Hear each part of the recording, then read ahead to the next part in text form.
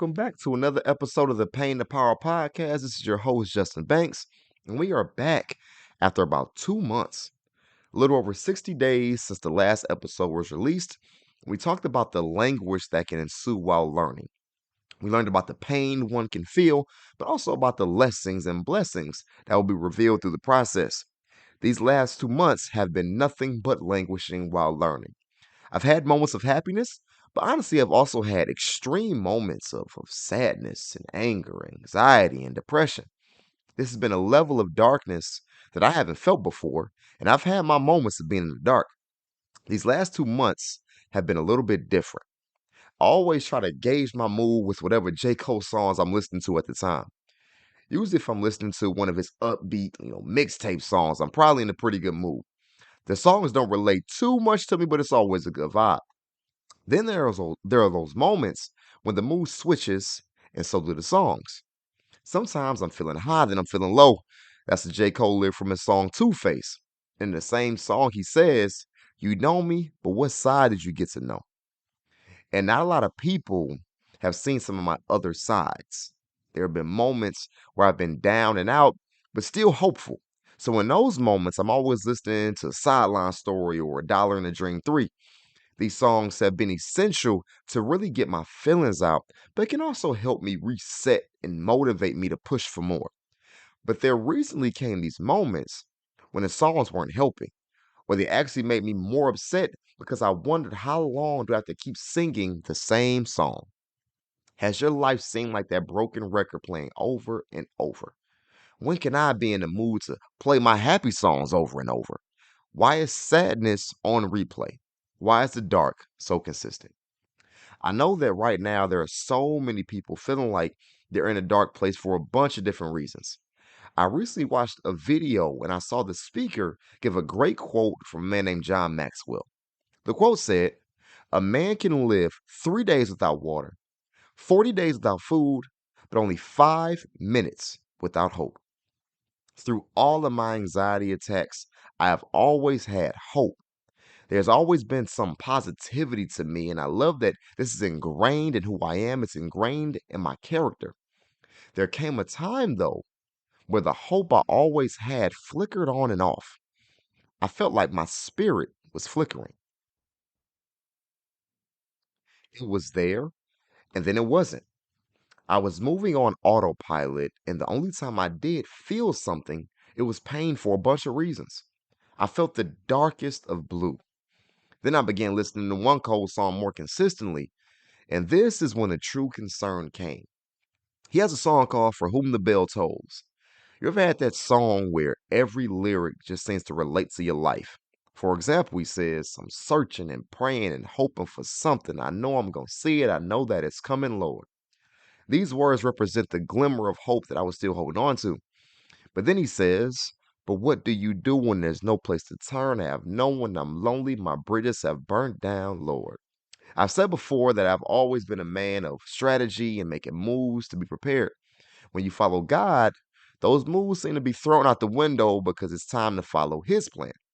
My plan wasn't working anyway, and it wasn't going to lead to me prospering, so I made the decision to go on my God given plan. But it has peaks, it has valleys, and your only compass in the wilderness is your faith. I felt like I was in the dark for so long that even I was beginning to lose hope because I didn't see any relief in sight. In a previous episode, I spoke about the importance of understanding how your mental, spiritual, and physical self feels. My every being was exhausted, attacked, and traumatized. The bells, as Cole says, were getting louder. I stopped working out for a brief stretch due to my physical and mental exhaustion. I ate some terrible food due to my lack of hope, and the depression that usually stayed away began to knock louder. My fears made me isolate myself from people, confining myself to a small box just like I did in college. Depression then broke down my door and it stayed with me. The bells, as Cole said, were even louder. This leads to the most concerning part of my last 2 months and the line of the song that is just as concerning. Cole says, "Do I want to live? Do I want to die? I don't know." This is the first time that I'd ever had a conversation with death. and depression would try its best to force the conversation daily. The bells were as loud as I've ever heard them. Now, I knew that taking my life was something I would never do. But I remember a time when I said I would never even think about suicide. But yet the thoughts popped up, and this, of course, frightened me because I knew I didn't want this to go even further. During these 2 months, the very popular dancer and star Twitch tragically killed himself. This is a man that I would always see smiling, a black man like myself who has prided himself on showing joy to other people. But yet, this man with a wife and a family said he had enough. I knew again that I didn't want to put that trauma and pain on people that loved me. But at the same time, I knew I needed help. My most heartfelt prayers have come in my darkest moments, praying on bended knee for answers and solutions. You know when I feel like the most change has happened in my life? It wasn't the dramatic, long winded prayers. It was when I would pray to God and say, Lord, may your will be done. I said this prayer when I don't have the answers, when I don't see ways of escaping, when I'm empty and out of moves, and just deciding to be 100% dependent on what God is going to do. Then things began to change. And this is how it's supposed to be 100% reliability on who has created you, all in faith, a skill that has to be constantly developed and molded. This may be something that you must do. You may be in a situation where you can't figure it out yourself. You can't find the answers in your bank account or from a friend, family member, or significant other. This way of thinking has exhausted you. It has taken away your hope, your faith, and belief. It adds more fear and more anxiety. It adds more depression and dangerous thoughts. Our help, as said before, is not of this world, and we must lean on the creator of the world to get us through. I believe God is asking some of you to let go, just as He has said to me. Let go. It's like taking a steep jump off of a cliff, but I don't want you to think that you're jumping by yourself. You are supported and are being carried the whole way by a being that is greater than you. You have to trust that you are being guided to where you are supposed to be and that you will land safely. I took the jump myself and I was feeling worn down, and I've been praying for clarity and for answers, and the answer I received was definitely unexpected. This finally leads to why this episode is entitled Fallen Branches. So often during the season's episodes, I've mentioned the gym in which I've worked for close to 2 years and have derived so many lessons and blessings from being here. Now, long story short, I've made the decision to leave a place that has received every part of me. This is a place where I have matured and grown in so many areas. I've created so many great memories and true bonds with people that I can't forget. I was there sometimes on days before the sun came up and after the sun went down. I was addicted to wanting to put a smile on everyone's face. I wanted every member to see the potential that I saw within all of them, and it truly made my day and time there a joy to see so many people improve in so many different ways. I've seen literal physical transformations. I've seen men and women who feel so much better about themselves since they joined the gym. It has been a true blessing to spread and receive so much love from so many different people. But even with these fond feelings and emotions and memories, it is still unfortunately time to go. Some of us may have been in environments or relationships where there may have been so many good memories, but it still doesn't mean it's not time to move on to a new season. There's a popular verse in the Bible where Jesus says, He cuts off every branch in me that bears no fruit, while every branch that does bear fruit, He prunes that it will be even more fruitful. There has been so much fruit that has been produced where I once worked, but God is saying that it's time to produce fruit elsewhere.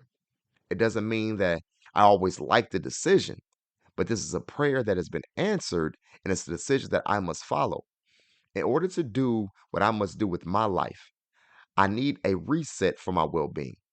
I need a reset to put my focus into the things that better me physically, mentally, spiritually, etc.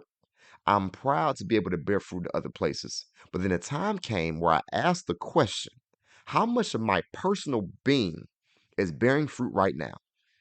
Is there fruit on my own tree?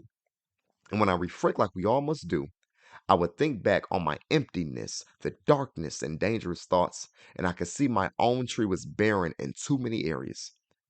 And I asked God that his will be done. And he has decided that some branches, including a job I love, had to be cut in order to narrow my focus.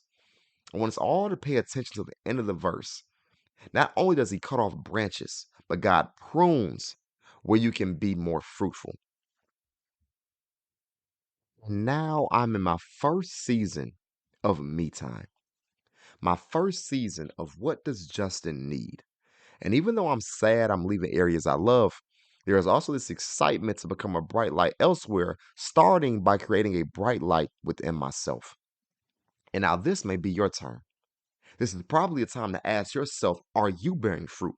Are you creating or producing something that is helping other people? I believe you all have the ability to do so, but of course, there are reasons that can stop us. Sometimes it is our environment not giving you the ability to walk in purpose or do what's best for you. It could also be in your family. Are you bearing fruit in your relationships or friendships? Can someone leave a conversation with you and feel like they walked away with something positive? Were they able to get a good laugh or some wisdom? Were you a listening ear? Can you be empathetic? Can someone leave a conversation with you and feel like they were loved? So often in religious communities, you always hear that we are all supposed to live as Jesus lived. But oftentimes, I've heard it a lot from a power and sometimes ego driven perspective. Because of the many miracles that he was able to do, sometimes we take those scriptures to equate how we are created in God's image and we are powerful beyond measure, all of which is true.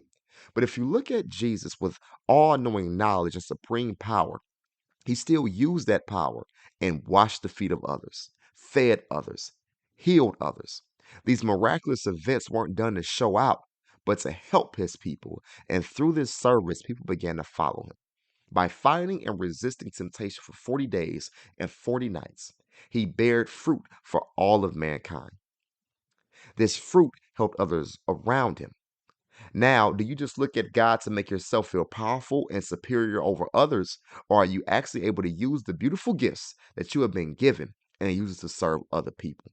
I personally believe that it's a responsibility for us all, and we should use the fruit we have to allow other people to eat. If you don't feel like you're in a position to do that in your home life, work life, or relationships, then it might be time to move on elsewhere and allow those branches to fall. There are moments, however, where God will step in and do it for you. But don't overthink it or question too much because it's going to be for the betterment of you. But you must work to be in tune with God to make sure it is your spirit guiding you and not just your emotions, because unleashed and unchecked emotions can sometimes take you any and everywhere, good or bad. Then there's another side which is super important. So often we don't let branches fall because of fear. I myself have had so many fears that it stopped me from being productive. It stopped me from hanging out with friends or may have isolated me and kept me lethargic. That's a terrible place to be in, but sometimes we stay in it so long that we just get used to it. It's like becoming nose blind to horrible smells that may be around you. It smells bad in the beginning, but you stay in it so long that you don't even smell it anymore. You're still not in a position you're supposed to be in, but you've gotten comfortable with it. And too often, rather than take the chance that propel us to our dreams, we stay in a situation that we know and are used to, no matter the pain that it brings us. And the steps that require faith scare us to death. The what ifs scare us more than anything. What if this happens? Or what if that happens? Then we go down this rabbit hole of creating so many more fears and falsehoods that keep you frozen and immovable. But there's so many of you that are already unhappy and already depressed. And if you stay where you are, nothing's going to change. You owe it to yourself to live this one life that we have and no longer sell yourself short and believe hardship is the only home you live in. Think about this. What if you actually do make it? Shift the mindset around and think about the positive things that can come into your life through the process of allowing branches to fall, narrowing your focus, and taking that risk. Don't waste the opportunity when you get it. But I know that even with that being said, it still may not be helpful in regards to overcoming your fears. I watched a video of a man, and he's a very successful businessman with bipolar depression. Anxiety bothers him as well. And when those fears and what else kick in, it can bring him into this sad state and wear him down. This is also a man who has been suicidal in his own past. He wanted to take a vacation to get away from the stress of work, but the fears of how his business was sustained started to send him through this downward spiral. Until we did this exercise that I myself tried, and it became really helpful. He basically wrote down all of his fears for his business if he took a vacation. One fear he had was what if he gets mail from the IRS and he gets audited, but he wasn't in time to prepare? Rather than just focus on what could come from this fear, he thought about possible solutions to the problem. One solution was forwarding mail to where he was vacationing so he could stay on top of his business if he needed to. He knew if this was accomplished, he wouldn't have to worry or have that fear anymore. Coming up with the solution took so much stress away, and the solution wasn't as dramatic as we think they sometimes have to be. He didn't overthink it. He thought about the solution and handled his business. I recently did the same activity, but I didn't keep it only to business. I talked about all of the fears that I have in my life right now, and I didn't spare one word. I made sure that I was as detailed as possible because I wanted to see my fears on paper and in completion. I wanted to try to face it and handle it right now and not wait to let the fears create any more negativity in my mind. My fears have ranged from not being financially independent or not creating a legacy, or as mentioned before, those bells that were getting louder and louder. After writing them all down, it took some time to think about if there were possible solutions to these problems. And you know what? There actually were. They're not overnight solutions, but through a process of consistent action and hope, which you have to have. It let me know that even on my worst days, or the days in which I have to face the once debilitating and frightening fears, I can not only get through it, but I can conquer it. This can be done through more education, or taking more self care time, going to therapy, or having a better diet. These are all battles that I can win. I'm not gonna what if those all the time. Every time you say what if irrationally, it's almost as if you inflate the fear even more and you make it look bigger and more frightful. Then you'll stay right where you are, nose blind to the odor that is around you. Taking time for myself, as well as doing this exercise, made me see the direction I must go to get to where I want to get to. Now, you might not have the answers to every single fear right now, and that's okay. Just write down faith for now as some of your solutions because whether you know it or not, faith probably will be used on top of the strategy that you come up with. And now you may need to do more research and soul searching to understand what faith is so you don't let it frustrate you further. I hope that this exercise can provide some direction in terms of action steps. And in turn, this can narrow your focus. You'll see what branches God wants to fall and also what branches have already fallen, but yet you stay around them for comfort. Then make sure that you reflect and understand the lesson that has come out of your fallen branches. I've had to truly get comfortable with having faith and just in trusting that God has me. During the many anxious and depressed bouts I've had, I know that I felt hopeless in those moments, and I realized that I can't do that anymore. I have to trust and believe that I'm going to be okay, period. I have to trust and believe I'm going to thrive by following God's plan no matter what comes my way. This is who I have to be now. This is who I am now, a faithful servant using God's gifts to help others. So if you've ever felt cared for or loved by me, this was me bearing my fruit to you, but it was fruit given to me by my Heavenly Father. I'm just a vessel. So now I'm taking a chance on myself. I'm taking risks to accomplish dreams. And if my faith had not gotten stronger, I would be suffering with even more anxiousness, depression, and those loud bells. But I'm happy to say that at this moment, the bells aren't loud at all. I don't even hear them, and I don't want to hear them again. I hope that you can find some calm in your own storm. Some things may not go the way you think. You may lose things that you love, but you are also getting set up to bear fruit you didn't even know you had. May this be the time where your power, your attentiveness, your faith, and spirit take the spotlight. Let the foundations of transformation, let the foundations of promotion shine brightly for you in this new season. You have been through so many storms, but think about this. You are still standing, and don't you quit now. Be hopeful, face your fears, and as always, be powerful. And always know that I believe in you.